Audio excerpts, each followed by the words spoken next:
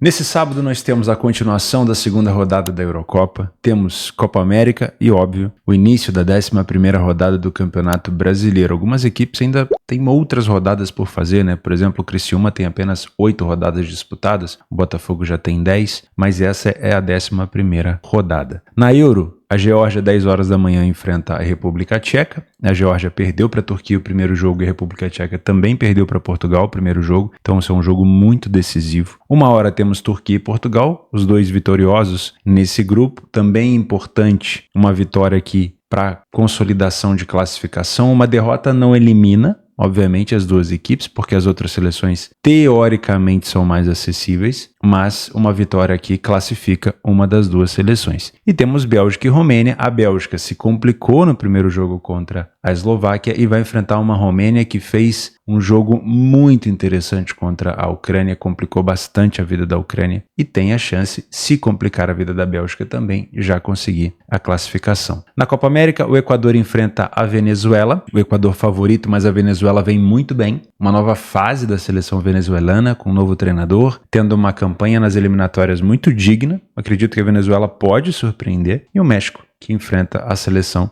da Jamaica. No Campeonato Brasileiro Série A, o Botafogo, que empatou em casa contra o Atlético Paranaense, vai visitar o Criciúma, que venceu o Atlético Goianiense, né? A cotação do Criciúma estava bem alta e o Criciúma aproveitou no lance no final para marcar o seu gol de bola parada. Temos um Grenal, aquela rivalidade toda, mas também aquela parceria entre os gaúchos, né? Por conta de tudo que aconteceu no Rio Grande do Sul, a reconstrução do Rio Grande do Sul. Eu acho que é um jogo muito emblemático, né? Logo depois dessa tragédia, mas ainda assim uma rivalidade muito grande. O Grêmio, que perdeu para o Fortaleza, fora de casa, e o Inter, que venceu o time do Corinthians como mandante. O Cuiabá, que surpreendeu o São Paulo, para mim foi uma das maiores surpresas da última rodada, né? O Cuiabá vencendo o São Paulo. São Paulo é um dos maiores favoritos da rodada, aquele tipo de cotação baixa é sempre complicado. Enfrenta o Atlético Goianiense, que vem de derrota em casa, e o Vasco, que perdeu para o Juventude. E olha, o Vasco vem embalado ladeira abaixo. Já são 4 jogos sem conseguir vencer. Enfrenta o São Paulo, que vem de derrota, como eu falei, dentro de casa para o Cuiabá. Temos também Série B e alguns outros jogos complementares para a gente conversar nesse sábado. Meu nome é Theo Borges, esse é mais um Bom Dia Mercado, nosso planejamento diário sobre apostas e trade aqui no YouTube. Se você não é inscrito nesse canal, fica sempre o convite para você se inscrever e eu espero conseguir te ajudar a fazer o melhor planejamento possível para esse sábado, dia 22 de junho.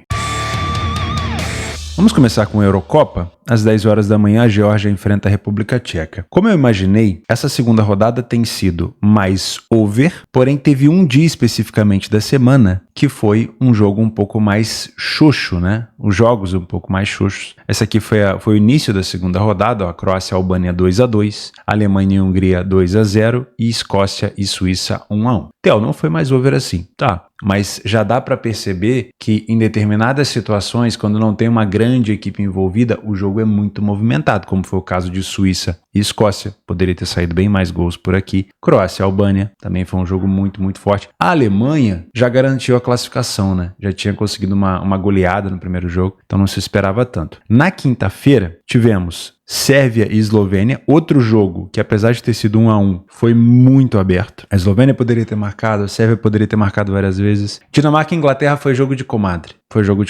A Inglaterra praticamente se classifica, né, com esse empate, e a Dinamarca enfrenta a Sérvia no último jogo, então tem chance também de se classificar. E pode se classificar, às vezes, até com 3 empates. E Espanha e Itália, esse é o dia que eu comentei para vocês, né? Foi um dia mais sonolento, já era esperado, um jogo under. Esse gol só aconteceu, apesar de toda a superioridade da Espanha, né? A Itália percebeu que não conseguia ter uma boa criação e jogou de maneira defensiva, e o gol da Espanha só saiu num gol contra, do Calafiori, se eu não me engano. Então tinha tudo para se encaminhar para um 0-0. Então era o dia, dentro dessa expectativa de segunda rodada mais over, era um dia que eu tinha minhas desconfianças, né? O jogo da Eslovênia com a Sérvia era mais enrolado, porque uma vitória que era muito importante, a Eslovênia acabou marcando, deu uma segurada. Dinamarca e Inglaterra também não, a Dinamarca não seria eliminada com um empate, pelo contrário, até aumenta um pouco mais a chance. E Espanha e Itália tinha tudo também para ser um jogo muito ruim, muito sonolento. Acabou que a Espanha até apresentou um bom futebol. Do Campeonato Brasileiro, já que a gente voltou um pouquinho, como eu falei ali atrás, 2 resultados me surpreenderam muito. Primeiro foi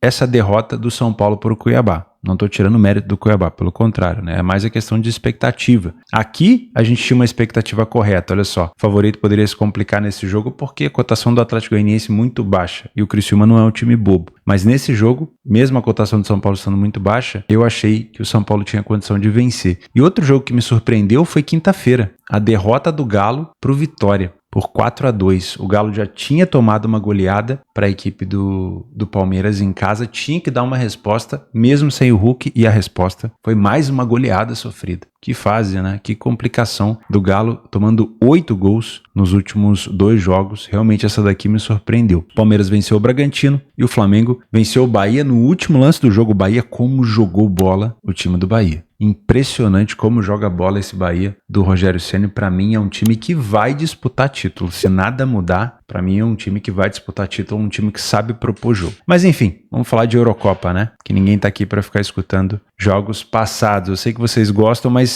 aí o BDM, eu até gosto também de comentar com vocês, mas eu deixo isso pro pós-planejamento. Para quem é membro do canal, a gente faz isso daqui, porque senão o episódio do BDM teria 1 hora e meia e vocês cansariam de ouvir. Com certeza. Vamos falar de Geórgia então e República Tcheca? O primeiro ponto positivo que eu quero listar nesse jogo é o desempenho da República Tcheca contra Portugal. Apesar de ter sido um jogo onde Portugal jogou praticamente o tempo todo com a bola, vamos pegar aqui como é que foi esse jogo. Aqui, ó. Foi praticamente um jogo onde Portugal teve o domínio completo da partida. Eu achei a República Tcheca muito bem defensivamente, certo? Então, quando a República Tcheca for obrigada a jogar de maneira defensiva, não é o caso hoje, eu acredito numa República Tcheca conseguindo se sobressair. Nesse jogo, especificamente contra a Geórgia, a gente provavelmente não vai ver uma República Tcheca defensiva, pelo contrário. Esse jogo a gente vai ter que ver uma República Tcheca agressiva, porque senão pode custar uma classificação. O último jogo é contra a Turquia, do grupo. É uma Turquia que vem motivada. Dependendo do resultado contra Portugal, a Turquia pode vir até necessitada de uma vitória, de um ponto. Então, pode ser um jogo mais complicado e mais complexo se a República Tcheca deixar para a última rodada.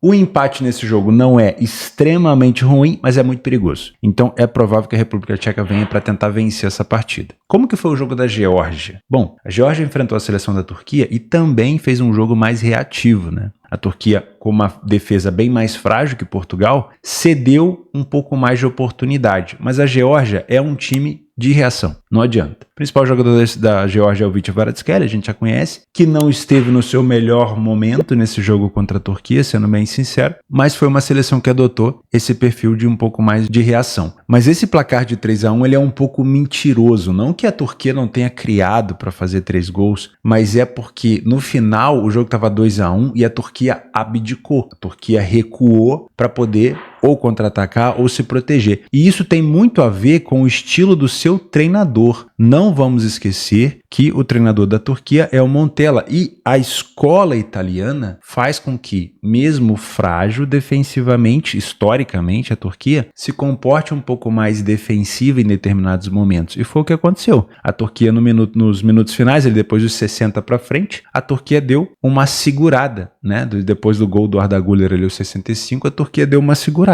E aí a Geórgia teve muito mais próximo do empate do que propriamente do terceiro gol. Só que no último lance, a Geórgia foi para cima, levou o goleiro para a área. E a gente já sabe como é que funciona para quem trabalha Alemanha, segunda divisão, primeira divisão. Goleiro na área é sempre complexo, né? E aí, na segunda bola, o zagueiro não dominou. O time da Turquia roubou a bola e conseguiu marcar com Atokoglu aos 97 minutos. Pro nível da Geórgia, não foi um jogo péssimo, mas se a Geórgia quiser pensar em classificação, ela vai ter que se reinventar contra a República Tcheca. Talvez, entre as duas seleções, a Geórgia vai poder fazer o seu jogo, o seu estilo, que é um pouco mais defensivo e reativo. Mas pensando em classificação, se repetir o que fez contra a Turquia, mesmo não jogando tão mal, não vai dar boa. Não vai dar resultado, muito provavelmente. A República Tcheca tem uma bola aérea muito forte, tem uma boa finalização de fora da área, e apesar de Portugal não ter deixado a parte ofensiva da República Tcheca ser tão demonstrada, é um time muito forte, tá? Para mim, se a Geórgia quiser fazer um jogo diferente das suas características, um jogo um pouquinho mais agressivo, que é o provável, a gente pode ter um jogo mais over por aqui. O que me preocupa? O que me preocupa é o comportamento da seleção que abriu o placar. Se é que a gente vai ter um placar aberto, acho que a gente não teve nem um 0-0 na Euro ainda, né? Mas o que me preocupa? A República Tcheca chegando a 3 pontos, ela pode adotar um comportamento defensivo, seja para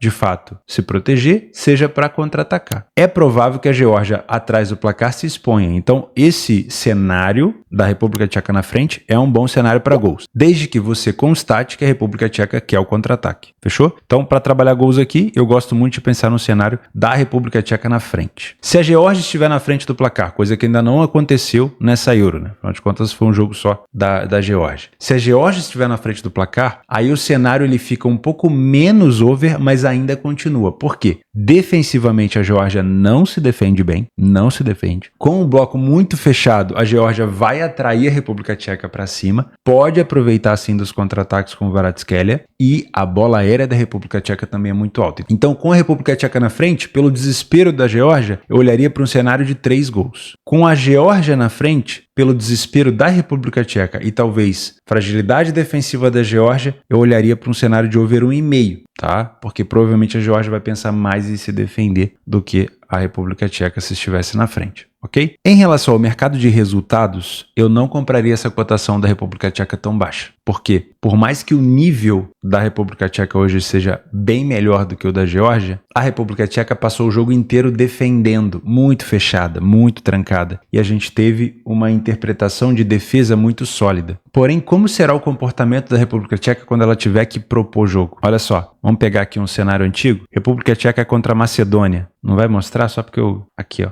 Ah, tá bugado. Mas, ó, num jogo que ela propôs jogo, tomou gol. Contra a Malta, não tomou gol porque a Malta é muito ruim. Contra a Armênia, também um time acessível, tomou gol. Contra a Noruega já é um time mais forte. Vamos pegar outro jogo aqui contra a Albânia, por exemplo. Ó, seleção que propôs o jogo da República Tcheca, mas que também tomou gol. Então, quando a República Tcheca tem que sair um pouco mais para o jogo, diferente do jogo de Portugal, ela acaba cedendo. Isso também faz com que esse ambas marcam não seja assim, uma situação tão ruim, tá bom? Até porque o jogo exala a desespero. Não talvez um apito inicial, mas o cenário do jogo pode fazer com que esse jogo tenha potencial para essa situação de desespero, né? De pirotecnia, que a gente ainda teve pouco na Euro. Acho que Croácia e Albânia foi a maior pirotecnia até agora, né? Então, esse ambas marcam também pode encaixar. Turquia e Portugal. Vamos já emendar nesse jogo. Portugal, na minha opinião, jogou bem, muito bem ofensivamente, com boa recomposição, com boa marcação pós-perda, recuperação de segunda bola. Para mim, o primeiro tempo de Portugal apresentou um back padrão para a gente trabalhar. Estive a favor de Portugal no primeiro tempo, tomei o gol de Portugal da República Tcheca no segundo tempo. Obviamente consegui buscar um resultado interessante no final com aquele gol de Portugal no finalzinho, mas se não tivesse tido aquele gol teria terminado com prejuízo. Mas eu gostei muito do que eu vi de Portugal. Porém, Portugal enfrentou uma complicação, né? Que foi uma defesa muito fechada da República Tcheca. Eu não acho, sinceramente, que a defesa da Turquia, mesmo tendo hoje em dia um treinador italiano, da escola italiana, seja tão boa como a defesa da República Tcheca. Eu acho que a Turquia não tem necessidade de fazer um jogo totalmente fechado. Mas se a gente for pensar na partida de xadrez, que é a classificação da Euro, um empate para a Turquia não é ruim, né? Sejamos sinceros, a Turquia já venceu a Geórgia, foi a 3 pontos. Vamos dar uma olhada aqui nos melhores terceiros colocados da competição. Ó, nesse momento, Eslovênia com 2 pontos e 2 jogos, Albânia com 2 jogos e 1 ponto, Escócia com 2 jogos e 1 ponto. Se a Turquia empatar com Portugal, eu ouso dizer que a Turquia já está praticamente classificada, mesmo que seja ali nos melhores terceiros colocados. Lembra dos melhores terceiros colocados da última edição? Deixa eu pegar aqui, ó, para a gente ver juntos. Tá aqui, ó. No grupo A, se classificou a Suíça com 4 pontos. No grupo B, não teve classificação. No grupo C, a Ucrânia se classificou com 3. No grupo D, a República Tcheca com 4. E no grupo F, Portugal com 4. Então, é muito provável que mesmo empatando o jogo, a Turquia tenha condição de se classificar. Inclusive, enfrenta a República Tcheca no último jogo, né? Então a Turquia pode chegar, se empatar com Portugal, pode chegar a 7 pontos. Se empatar com a República Tcheca no final, pode chegar a 5 pontos. E com 5 pontos, muito provavelmente vai se classificar na segunda colocação. Então, para mim, é um jogo onde a Turquia não precisa se expor tanto, tá? É um jogo de xadrez para a Turquia. Não tem necessidade da Turquia fazer um jogo aberto. Não tem necessidade.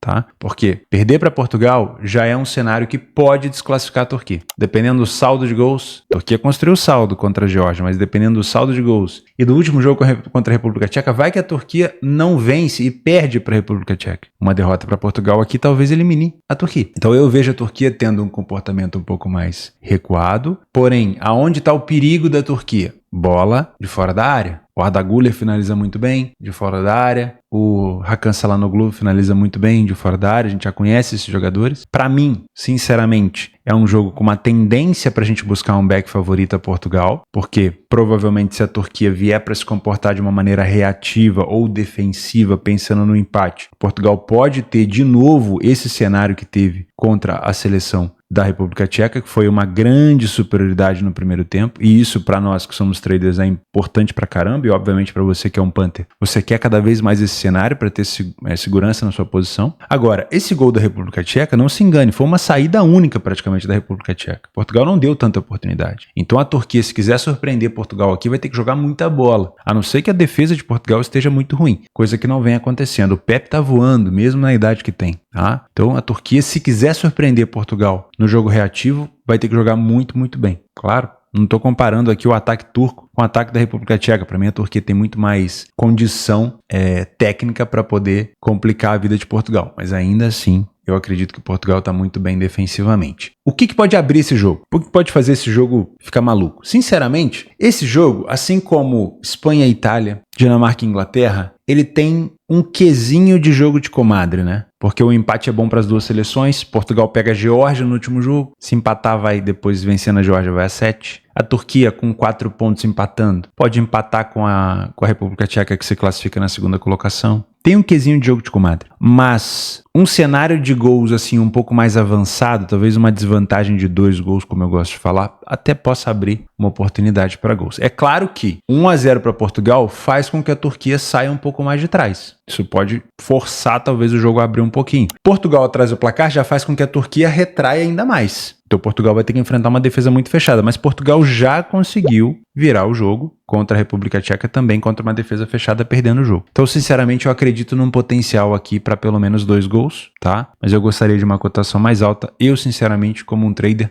não é um jogo que eu venha para trabalhar gols. Eu venho para trabalhar provavelmente a favor de Portugal. Mas tem potencial para sair pelo menos 2 gols por aqui, tá? Aonde, na minha opinião, a Turquia pode complicar a vida de Portugal é nas finalizações de fora da área. E na bola aérea, né? Claro, a Turquia tem uma boa bola aérea. Bélgica e Romênia. Romênia, excelente jogo contra a seleção da Ucrânia. A Ucrânia fez uma falsa superioridade no jogo. O que é uma falsa superioridade? Deixa eu abrir esse jogo da Ucrânia para a gente poder conversar sobre isso, né? Principalmente para você que trabalha ao vivo. A Ucrânia basicamente teve posse de bola. Não era uma posse de bola que caracterizava uma superioridade tão grande assim, porque não tinha finalização. A Ucrânia pouco finalizou. Então a Ucrânia, que tem um comportamento de jogo definido, que é defender para contra-atacar, nesse jogo teve que sair do seu estilo. Eu vou falar muito isso ao longo dos jogos de seleções, sair do estilo. Teve que sair do seu estilo para poder propor jogo, porque sabia que a Romênia não iria abandonar o estilo dela, que é de reação. Então, o time que conseguiu jogar dentro do seu estilo teve o melhor resultado, a Romênia. A Romênia não jogou fora do seu estilo, jogou defensiva, reativa e conseguiu buscar a complicação nessa defesa alta da Ucrânia, que não gosta de jogar alto. E quando jogou, se complicou. Nesse jogo contra a Bélgica, eu não tô vendo a Romênia de novo sair do seu estilo, até porque não faz sentido, né? A Romênia já tem 3 pontos. Se perder para a Bélgica é um resultado comum.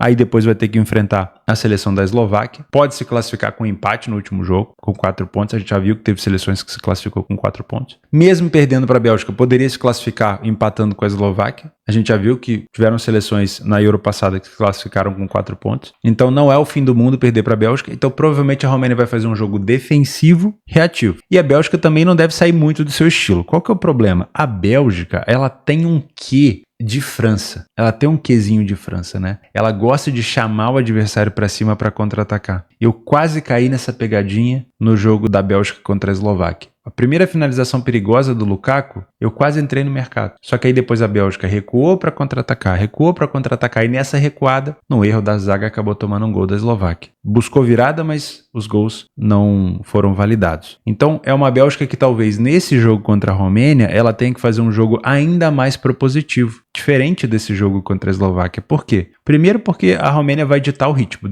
dessa proposição de jogo, ou seja, vai recuar ainda mais e vai falar: Bélgica, propõe o jogo aí, se vira, procura espaço. E a Bélgica, provavelmente já pensando no cenário de classificação, sabendo que vai ter que enfrentar a Ucrânia no último jogo, e as duas talvez numa situação de desespero, a Bélgica tenha que subir um pouco mais as linhas. Tudo que a Romênia quer. Que a Romênia quer defender no bloco baixo e contra-atacar. É isso que a Romênia quer, né? Para a Bélgica, eu não acho ruim esse jogo, porque se ela conseguir fazer uma boa marcação-pressão, é muito mais saudável para a Bélgica, com os jogadores de qualidade que tem, que jogam nas melhores ligas, recuperar a segunda bola e continuar progredindo o ataque ali já na parte ofensiva, ao invés de ficar só usando velocidade do Jeremy Doku do lado direito e do Lukaku, principalmente no centro. Então é um time muito forte, com velocidade, mas não necessariamente precisa só ficar recuando para contra-atacar. Eu acho que a Bélgica pode utilizar da jogada individual para o drible. Acelera no drible. Dribla para frente e, num espaço curto e tenta buscar aceleração para cruzar do lado direito. Eu acredito que a Bélgica vai se sair melhor utilizando esse cenário de jogo do que propriamente um cenário de jogo reativo, até porque a Romênia não vai deixar a Bélgica fazer um jogo reativo. Então nesse jogo provavelmente a gente vai ter uma Romênia recuada, um bloco baixo, e a Bélgica podendo propor jogo. É uma oportunidade para trabalhar um back favorito? Sim, mas a Romênia já mostrou para a Ucrânia como que funciona, né? A diferença é que a Bélgica tem mais qualidade defensiva e pode talvez se sobressair e acabar imputando aí a Romênia a primeira derrota da competição, mas toma muito cuidado. Verifica como que está o comportamento defensivo da Bélgica nessa recuperação de segunda bola e se a Romênia está conseguindo buscar contra-ataque ou não, tá bom? Para mim, os principais jogadores da Bélgica que vão fazer diferença nesse jogo são esses dois pontas aqui, ó. O Bakayoko, que joga geralmente... Eles podem inverter, mas geralmente ele joga do lado direito, né? No PSV. Na seleção, às vezes, cai pela esquerda. E o Jeremy Doku, do City. Por quê? Porque se você tem uma defesa fechada, o Lukaku, ele fica muito entre os zagueiros. Aí ele não participa tanto. Ele vai participar, talvez, na bola aérea e tudo mais. Quando você tem uma defesa muito fechada, o Lukaku, que é um jogador trombador de velocidade, ele não vai participar tanto. Às vezes, o que o Lukaku vai ser exigido aqui é drible curto e finalização. Coisa que os dois aqui têm bastante, né? Drible para poder encontrar espaço para cruzar ou finalizar e finalização. E aí, quando fala de finalização de fora da área, o Trossard do Arsenal e o De Bruyne do City também precisam aparecer. Quanto mais fechada é uma defesa, os jogadores de drible curto, de encontrar espaço, como o Jeremy e o Bakayoko, são muito importantes. Não é à toa que o Guardiola utiliza muito o Jeremy quando precisa vencer o jogo, quando precisa abrir uma defesa fechada. O Lukaku na bola aérea, nesses cruzamentos, vai ser importante, obviamente. Nesse caso, o Openda é um pouco mais baixo, né? O Openda, acho que, se eu não me engano, é um pouco mais baixo do que o Lukaku. E aí, as finalizações de fora contra uma defesa fechada também são importantes com o Trossard e o De Bruyne. Beleza? Na minha opinião, se a Bélgica não cagar na entrada, ela deve conseguir a sua vitória. O problema é cagar na entrada e na saída, né? Aí é brincadeira. Mas eu acho que se a Bélgica não errar na marcação-pressão, na marcação pós-perda, deve conseguir a sua vitória por aqui. A Romênia é perigosa no contra-ataque. Se a Bélgica não conseguir neutralizar isso daí, não adianta reclamar depois. Vamos para o Campeonato Brasileiro. Depois a gente conclui com a Copa América. O Criciúma enfrenta o Botafogo dentro de casa. Aqui no nosso PDF de apoio a gente já consegue ver um Botafogo que venceu fora de casa 3 partidas, um dos melhores visitantes da competição, atrás apenas do Palmeiras. Palmeiras teve 4 vitórias, Botafogo 3. Botafogo perdeu apenas um jogo como visitante, foi o primeiro a marcar fora de casa em 80% dos jogos e não falhou em marcar em nenhum jogo. Tá? O Criciúma, por mais que não tenha tido bons resultados em casa, teve um bom resultado contra o Atlético Goianiense fora. Tem 2 jogos a menos do que o Botafogo no geral, um fora, se não me engano, e um em casa. É uma equipe de alguma iniciativa, também não falhou em marcar em nenhum jogo, mas acabou sofrendo em todas as partidas, tá? Então eu não duvido aqui que a gente tenha uma possibilidade de jogo para correção de preço, acho que é interessante. Não duvido de um cenário de 2 gols, nem de um ambas marcam. Eu sempre estou lembrando para vocês que o ambiente ali em Criciúma é bastante hostil.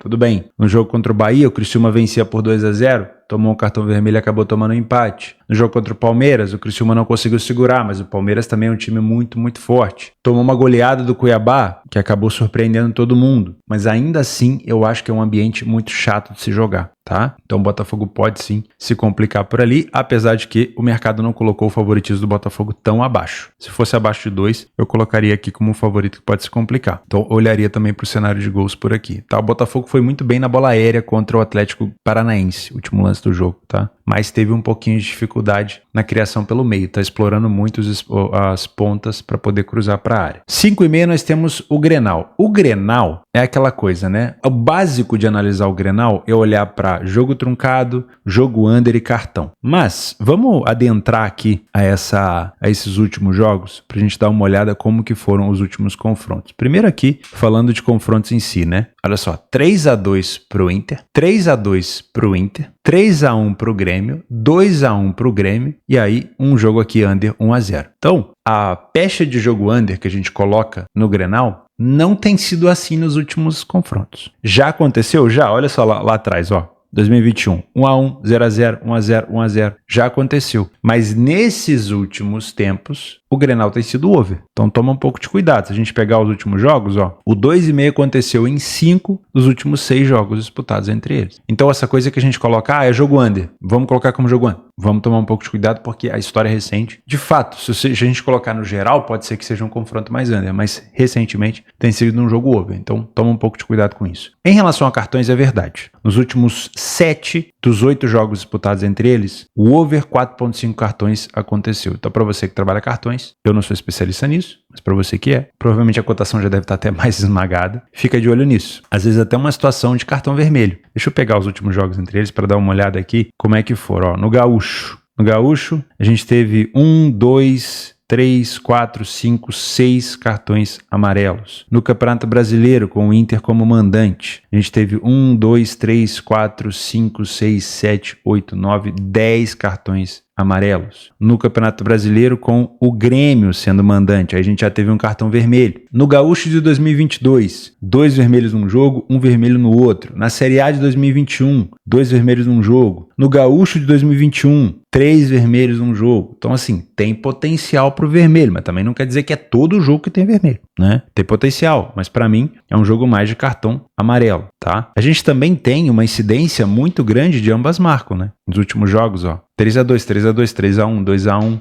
A gente também tem uma incidência um pouquinho maior de ambas marcam recentemente. Mas é um jogo extremamente parelho, né? Quem vem numa situação pior é o Grêmio. O Grêmio está numa situação de vice-lanterna da competição, venceu apenas 2 partidas e teve 6 derrotas. O Inter, com a vitória contra o Corinthians, já deu uma respirada boa. Esse jogo vai ser no Couto Pereira. Acho que vai ser a primeira vez que o Grenal vai ser disputado fora do estado do Rio Grande do Sul. E óbvio, por conta de tudo que aconteceu por lá. O time do Grêmio, como mandante, de novo, não está jogando na arena. Como mandante, vem de 2 derrotas, né? Os últimos jogos como mandante do Grêmio foram contra o Botafogo, perdeu por 2-1, e contra o Bragantino, perdeu por 2-0. Já o Internacional, fora de casa, perdeu para a equipe do Vitória e venceu a equipe do Cuiabá. E antes disso tinha perdido para o Atlético Paranaense. Então, sinceramente, é extremamente parelho, né? Por mais que a ordem aqui dos fatores, a ordem dos tratores não altere o viaduto, são 2 derrotas para cada um e 2 vitórias para cada um, o Inter vem intercalando, né? O Grêmio já vem num momento um pouco pior, mas sinceramente para mim é um jogo muito truncado. Eu trabalharia apenas correção de preço. Cuiabá e Atlético Goianiense. Me surpreendeu muito o resultado do Cuiabá contra o São Paulo, um time mais reativo, como já era esperado, mas que conseguiu ter uma efetividade muito grande. O Cuiabá já vem de 3 vitórias em 4 jogos e 2 vitórias consecutivas, incluindo uma goleada para cima do Criciúma. Dentro de casa, entretanto, todavia, essa goleada do Cuiabá aqui no último jogo, contra o Fortaleza, ela teve explicação, né? Porque foi uma situação onde o Fortaleza estava com 2 jogadores a menos. Aí o Cuiabá teve que fazer saldo e aproveitou muito bem para fazer saldo, né? Porque os 5 gols marcados pelo Cuiabá em casa contra o Fortaleza foram os únicos 5 gols marcados pelo Cuiabá em casa. Loucura, né? O time tinha sofrido 6 gols nos últimos jogos, nos últimos 4 jogos que ele tinha disputado, e somente nesse jogo com o Fortaleza ele fez 5, né? Então ficou 80% dos jogos falhando em marcar e depois conseguiu marcar esse caminhão de gols. O Atlético Goianiense vem de vitória fora de casa contra a equipe do Fluminense, no último lance praticamente, de virada, se eu não me engano. O Ganso acho que fez o primeiro gol, o Atlético Goianiense virou, mas ainda não é aquela campanha sólida, assim como não é o Cuiabá dentro de casa também, né? Por isso que o mercado colocou aqui um jogo um pouco mais parelho. Mas o Cuiabá, devido aos últimos resultados e devido principalmente às goleadas de 5 para cima do Criciúma, de 5 no Fortaleza e a vitória imponente, né, para cima do São Paulo fora de casa, o mercado ganhou um pouco mais de confiança. Mas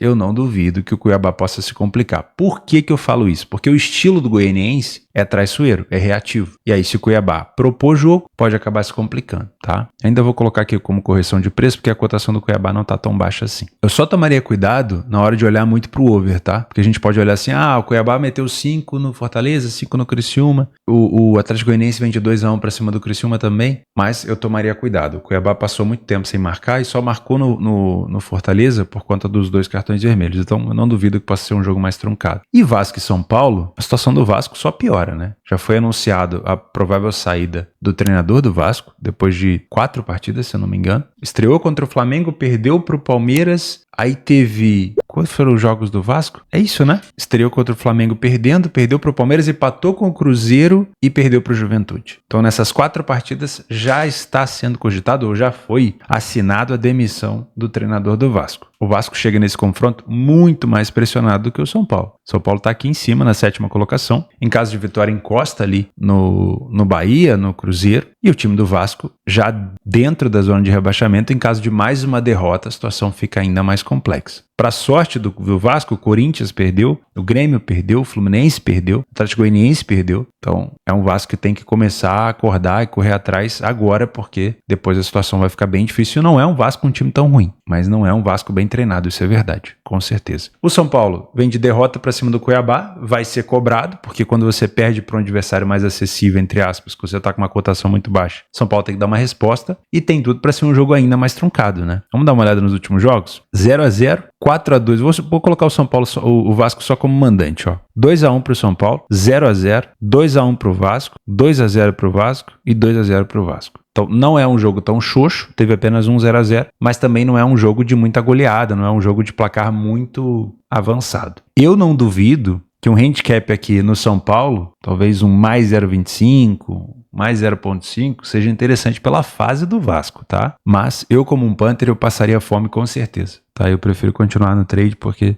não é a minha praia. Mas a fase do Vasco é muito ruim e essa questão de ter que dar uma resposta, às vezes funciona, né? Mas tem vezes que não. O Galo contra o Vitória não deu resposta nenhuma. O Vasco, depois da derrota pro Flamengo, não deu resposta nenhuma, né? Então, essa questão do must win, da necessidade de dar uma resposta, nem sempre funciona. O fato é que o Vasco está numa situação muito ruim e, para mim, é um jogo cauteloso, que o Vasco primeiro vai pensar em não perder para depois pensar em ganhar. Isso pode deixar o jogo under até a página 2. Porque se o São Paulo fizer o primeiro gol, o jogo pode abrir. Mas ainda assim, para mim é um jogo para correção de preço. Desses jogos, o único jogo que eu olharia para gols é Criciúma e Botafogo, tá? Se fosse para olhar assim de fora. Porque o Grêmio e Inter estão numa fase over, mas o Inter está numa fase ruim, perder para o rival seria ainda pior. Então, pode ser um jogo um pouco mais contido. Cuiabá e Atlético Goianiense, até a última partida fora de casa, o Cuiabá não tinha marcado nenhum gol. E o Atlético Goianiense joga de maneira mais fechada e reativa. Também pode acabar deixando o jogo um pouco mais amarrado. O Vasco, por conta da fase do Vasco, primeiro é pensar em não perder para depois ganhar. Então, antes de você pensar em marcar, você tem que pensar em não tomar. Também pode deixar um jogo um pouco mais amarrado. Na Série B, o Operário pega o Botafogo, o Operário favorito aqui, Botafogo no meio de tabela. E o Botafogo venceu por 2-1 a Ponte Preta, 1-0 o Vila Nova e fora de casa vem de vitória contra o Santos por 2-1. Então essa cotação do Operário aqui pode estar um pouquinho baixa, hein? É claro que o Operário também está numa fase muito boa, mas eu tomaria cuidado. Vou colocar como um jogo complementar, mas eu tomaria cuidado. CRB e Guarani. O CRB também com uma cotação muito baixa, mas aí é porque o Guarani está numa fase horrorosa, né? O Guarani está na lanterna, mas o CRB também não está tudo isso. Em caso o CRB venceu 2, não perdeu nenhuma. Tudo bem, vai. Vou aceitar só de... Vou concordar um pouco com essa de 1,70, mas eu tomaria cuidado também. O CRB não tá nessa crista da onda assim. E o Ituano complicou a vida do Guarani. O Guarani que tinha uma odd baixinha contra o Ituano,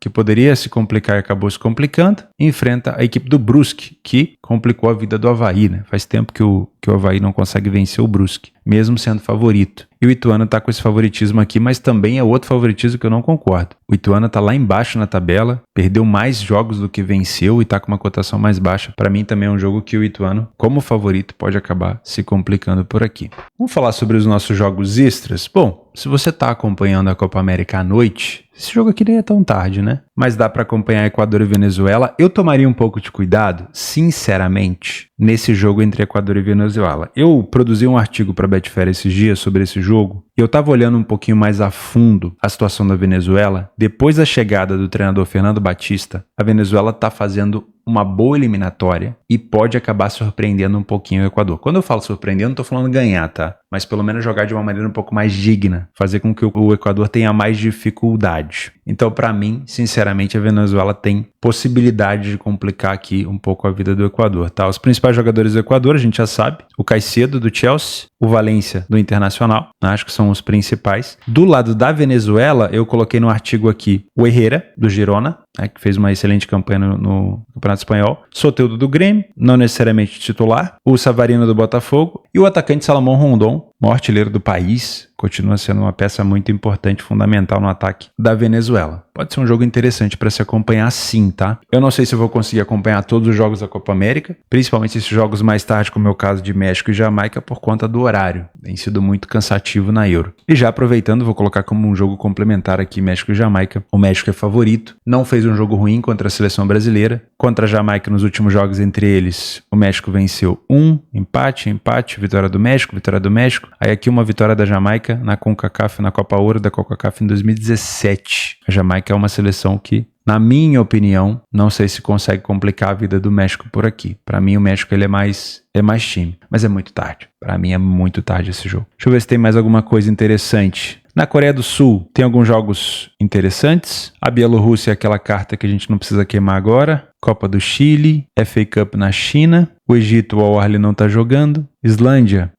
Viking Reykjavik, líder da Islândia. Pode ser um jogo interessante para complementar. O Valur também é um time interessante. Tá ali disputando liderança, também pode ser um jogo para complementar. Japão, quem é o líder do Japão? Vamos ver. Machida joga aqui em cima, dentro de casa. Pode ser um jogo para complementar. O Kashima Antlers também tá muito bem. Joga contra o Urawa. Tô só selecionando algumas opções, porque o dia já tá cheio, né? Noruega, segunda divisão, Lituânia, Copa da Tunísia, MLS. MLS, pra quem gosta, cheio, tá? Geralmente eu pego os jogos do Inter Miami, do Cincinnati, que são jogos mais atrativos para quem gosta de trabalhar gols. Mas se quiser colocar jogos à noite na MLS, é um prato cheio. Eu acho que é isso. Tem alguns amistosos de clubes, mas eu vou deixar somente essas opções. Vou ficando por aqui, muito obrigado pela companhia de vocês. Falta 1 minuto para começar o jogo da Euro e agora vamos focar. A gente se vê amanhã, não existe cesta de 10 pontos, vai devagar, juízo, gestão e um abraço.